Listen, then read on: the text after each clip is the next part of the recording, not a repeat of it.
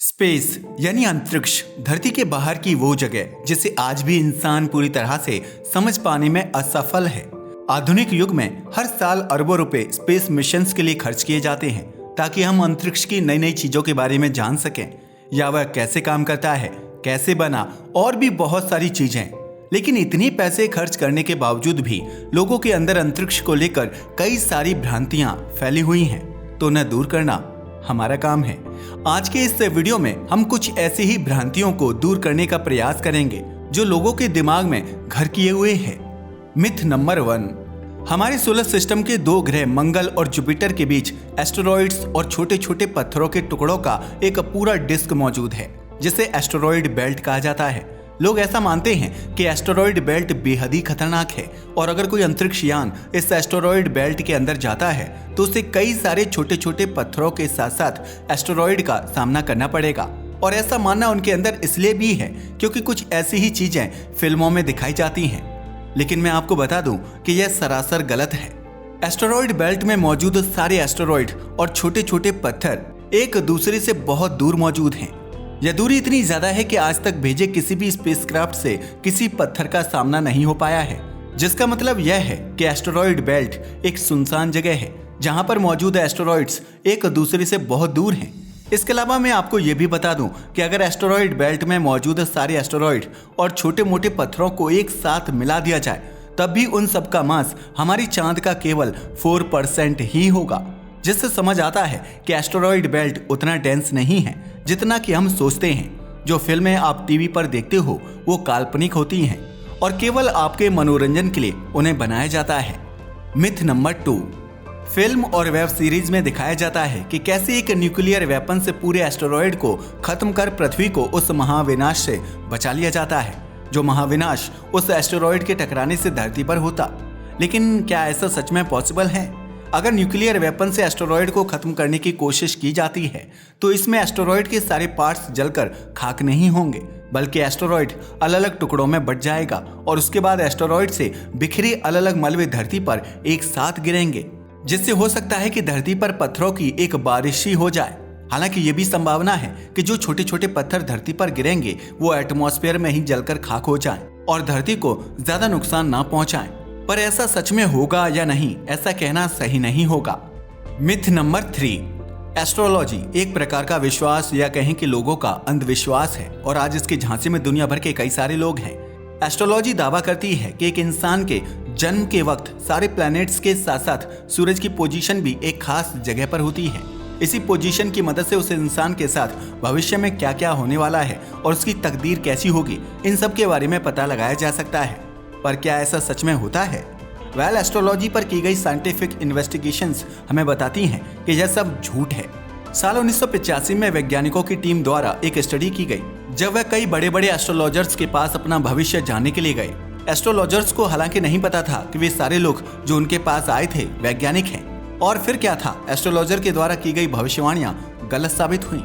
वैज्ञानिकों का कहना है कि एस्ट्रोलॉजर की भविष्यवाणियां बिल्कुल एक पर्टिकुलर घटना के होने के चांसेस की तरह होती हैं, जिसमें एक्यूरेसी जैसी कोई चीज होती ही नहीं है। वैज्ञानिकों ने आगे कहा कि एस्ट्रोलॉजर्स कुछ संभावित चीजों के बारे में बताते हैं जो कि एक इंसान के जीवन में यकीनन कभी ना कभी होना संभव ही रहता है, और जब वह घटना इंसानों के साथ होती है तो वे उसे उस भविष्यवाणी के साथ जोड़कर देखने लगते हैं और उनका विश्वास एस्ट्रोलॉजी में बढ़ जाता है। उदाहरण के स्वरूप, एस्ट्रोलॉजर आपको कहेगा कि आज आप पर मुसीबत आ सकती है, पर अगर आपने उसका अच्छे से सामना किया तो वह मुसीबत टल जाएगी। अब जरा इस पर गौर से सोचिए, क्या प्रतिदिन छोटी मोटी घटनाएं और लड़ाइयां हमारे साथ नहीं होती हैं? अगर ऐसा कुछ भी उस दिन हो जाता है तो हम उसी घटना को एस्ट्रोलॉजर की भविष्यवाणी के साथ जोड़ने लगते हैं और सोचते हैं कि एस्ट्रोलॉजर सही कह रहा था। हालांकि जब हमें कहा जाता है कि आज ऐसी मुसीबत आएगी तो उसके होने के चांसेस भी बढ़ जाते हैं, और ऐसी ही इंसानी साइकोलॉजी है। ये भी एस्ट्रोलॉजी पर इंसानों का विश्वास कायम रखने से भरपूर मदद करती है। मिथ नंबर 4, कई लोग ऐसा मानते हैं कि जब हम किसी को फोन कॉल कर रहे होते हैं तो सिग्नल सैटेलाइट के थ्रू एक फोन को दूसरे फोन से कनेक्ट करता है, जिसके कारण हम बात कर पाते हैं। लेकिन ऐसा कुछ भी नहीं होता है।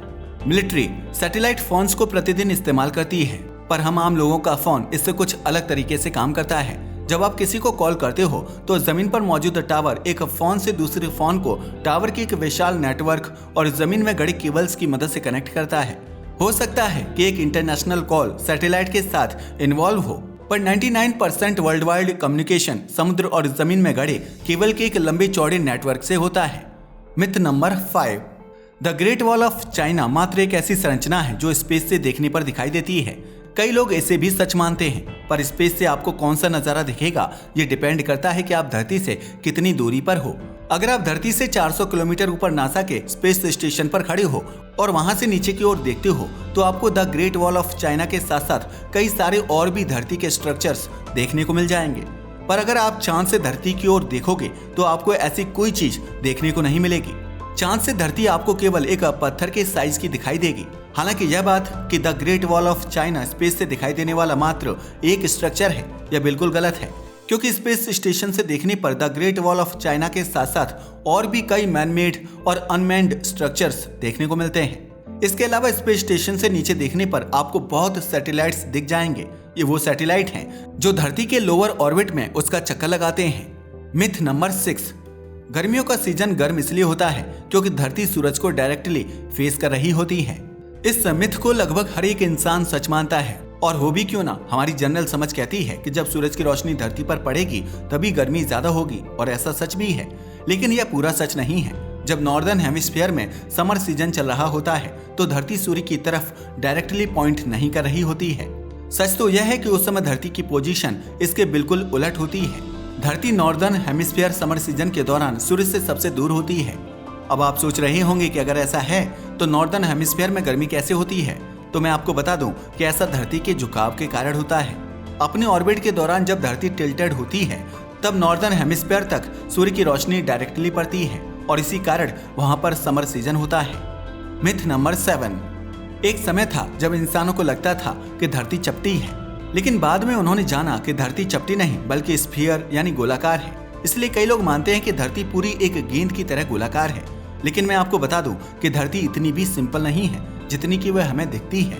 धरती के ऊपर का हिस्सा यानी कि पोल असल में फ्लैट है, और धरती का इक्वेटर खिंचा खिंचा सा चौड़ा है। धरती का शेप थोड़ा थोड़ा एक ऑरेंज के जैसा है। अगर आप धरती के सही सही आकार को जानना चाहते हैं तो एक बार इस फिगर को देखिए। हमारी धरती असल में हूबहू इसी पिक्चर की तरह है, लेकिन फिर भी स्पेस से देखने पर धरती स्फीयर नजर आती है। ऐसा इसलिए होता है क्योंकि धरती बेहद तेज गति से अपनी एक्सिस पर घूम रही होती है, और इसके साथ साथ सूर्य का चक्कर भी लगा रही होती है। तेज गति से घूमने के कारण ही पृथ्वी गोल नजर आती है। उदाहरण के स्वरूप पंखे के 3 पैनल होते हैं और वह गोल नहीं बल्कि चपटा होता है। लेकिन जब पंखा बड़ी तेजी से घूमता है तो दिखने में वो भी एक डिस्क के आकार का लगता है। धरती को भी आप कुछ इसी तरीके से विजुअलाइज कर सकते हैं। मिथ नंबर 8, अंतरिक्ष में जाने पर आप वेटलेसनेस फील करने लगोगे। ज्यादातर साइंटिस्ट इस बात पर एग्री करते हैं कि धरती से 100 किलोमीटर ऊपर से स्पेस की शुरुआत हो जाती है, लेकिन इस पॉइंट के ऊपर जाने पर आप अचानक से जादू की तरह वेटलेसनेस नहीं फील करोगे। अगर आप धरती से 400 किलोमीटर ऊपर स्पेस में हो तो आपको फ्री फॉल यानी कि वेटलेसनेस फील करने के लिए 17,000 मील प्रति घंटे की रफ्तार से धरती को ऑर्बिट करना पड़ेगा। यह उतनी ही स्पीड है जितनी स्पीड से स्पेस स्टेशन हमारी धरती के चक्कर काटता है, और इसी कारण आपने देखा भी होगा कि स्पेस स्टेशन में एस्ट्रोनॉट जीरो ग्रेविटी के कारण वेटलेसनेस फील करते हैं। मिथ नंबर 9, हम बचपन से ही पढ़ते आ रहे हैं कि धरती और सौरमंडल में मौजूद बाकी अन्य प्लैनेट्स सूरज का चक्कर लगाते हैं। लेकिन क्या हो अगर मैं आपसे कहूं कि ऐसा कुछ होता ही नहीं है। यकीनन आपको लग रहा होगा कि मैं गलत बोल रहा हूं, लेकिन अब जो मैं आपको बताने जा रहा हूं वो यकीनन आपको हैरान कर देगा। इस कॉन्सेप्ट को समझने से पहले आइए कुछ बेसिक चीजों को जान लेते हैं। सबसे पहले जानते हैं सेंटर ऑफ मास के बारे में। हर एक ऑब्जेक्ट का सेंटर ऑफ मास होता है। सेंटर ऑफ मास वो जगह होता है जहां पर एक ऑब्जेक्ट का अधिकतम मास समाया होता है। यहीं से उस ऑब्जेक्ट को बैलेंस किया जा सकता है। उदाहरण के तौर पर मेजरमेंट के तौर पर इस्तेमाल किया जाने वाला एक स्केल का सेंटर ऑफ मास बिल्कुल उसके बीच में होगा। इस जगह से आप स्केल को होल्ड करके रख सकते हो। लेकिन जरूरी नहीं है कि हर एक ऑब्जेक्ट का सेंटर ऑफ मास बीच में ही हो। जैसे कि एक हैमर का सेंटर ऑफ मास उसके बीच में ना होकर हैमर वाली जगह के थोड़े करीब होता है। यही कारण है कि आप हैमर को उससे लगे डंडे के किनारे को पकड़कर बैलेंस नहीं कर सकते। सेंटर ऑफ मास को ही बैरी सेंटर कहा जाता है। अब इसी को सोलर सिस्टम के लेवल पर देखते हैं। धरती और सूरज भी इसी तरह एक सेंटर ऑफ मास, जिसे हम बैरी सेंटर कहते हैं, का चक्कर लगाते हैं। धरती और सूर्य का सेंटर ऑफ मास सूर्य के पास होता है क्योंकि सूर्य का मास धरती से ज्यादा है। ठीक उस तरह जिस तरह हमने हैमर के केस में देखा था कि उसका सेंटर ऑफ मास ज्यादा भारी वाले स्थान पर था। धरती और सूर्य दोनों ही बैरी सेंटर का चक्कर लगाते हैं, पर क्योंकि बैरी सेंटर सूर्य के पास ही है इसलिए हमें ऐसा लगता है जैसे कि धरती सूर्य का चक्कर लगा रही है। वहीं जुपिटर का बैरी सेंटर सूरज से थोड़ा दूर है। जुपिटर के ऑर्बिट को देखने से पता चल जाता है कि जुपिटर सूरज का नहीं बल्कि बैरी सेंटर का चक्कर काटता है। 2 स्टार सिस्टम वाले सिस्टम में जब दोनों तारों का मास सेम होता है तब दोनों ही तारे एक कॉमन बैरी सेंटर का चक्कर काटते हैं। इस उदाहरण से बैरी सेंटर का कॉन्सेप्ट समझने में और आसान हो जाता है। Myth number 10। आपने कई बार लोगों को कहते सुना होगा कि सूरज जलती हुई आग का गोला है, लेकिन मैं आपको बता दूं कि सूरज कोई जलता पिंड नहीं है और न ही इस पर आग लगी है। आग दरअसल एक केमिकल रिएक्शन होता है जिसको होने के लिए ऑक्सीजन की जरूरत पड़ती है, पर हम जानते हैं कि सूरज के पास ऑक्सीजन ना के बराबर है। सूरज दरअसल न्यूक्लियर फ्यूजन की प्रक्रिया से हाइड्रोजन को हीलियम में बदलकर ऊर्जा पैदा करता है, पर न्यूक्लियर फ्यूजन और आग में बहुत अंतर होता है। तो सूरज जलते हुए आग के कारण नहीं बल्कि न्यूक्लियर फ्यूजन से निकल रही ऊर्जा के कारण चमकता है। सूरज को लेकर लोगों की एक और गलत धारणा यह है कि सूरज येलो यानी पीले रंग का है। सूरज को ड्रॉ करते वक्त हम पीले रंग से ही सूरज को पेंट करते हैं। शाम के वक्त भी सूरज का रंग पीला और ऑरेंज सा होता है, लेकिन सूरज स्पेस से देखने पर व्हाइट कलर का दिखाई देता है और यही इसका असली कलर भी है। अब आप पूछोगे कि अगर सूरज का कलर व्हाइट है तो हमें पीले और ऑरेंज के शेड में क्यों दिखाई देता है? दरअसल इसका कारण है धरती का वातावरण।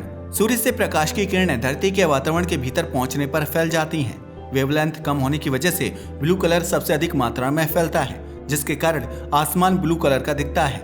वहीं हाई वेवलेंथ होने की वजह से रेड, ऑरेंज और येलो कलर वातावरण में नहीं फैलते और सूरज का कलर इन्हीं 3 कलर का मिक्सचर हो जाता है। अंतरिक्ष में गए एस्ट्रोनॉट्स का भी यही कहना है कि स्पेस से सूरज व्हाइट कलर में नजर आता है। तो दोस्तों, आज हमने आपको स्पेस से जुड़े कुछ मिसकॉन्सेप्शंस के बारे में बताया जिन्हें आमतौर पर सच मान लिया जाता है। इसलिए जरूरी है कि किसी भी इंफॉर्मेशन पर आंख बंद करके भरोसा करने से पहले उसे एक बार अच्छे से चेक कर लेना चाहिए। आधे इंफॉर्मेशन से अच्छा है इंफॉर्मेशन का ना होना। आप हमारे द्वारा बताए गए मिथ्स में से कितनों पर विश्वास करते थे, कमेंट में लिखकर हमें बताना ना भूलिएगा। इसी के साथ उम्मीद करते हैं कि इस वीडियो से आपको कुछ नया सीखने को जरूर मिला होगा। चैनल को सब्सक्राइब और लाइक कीजिए, नहीं तो मिलेंगे हम एक बार फिर से स्क्रॉल करते हुए। धन्यवाद।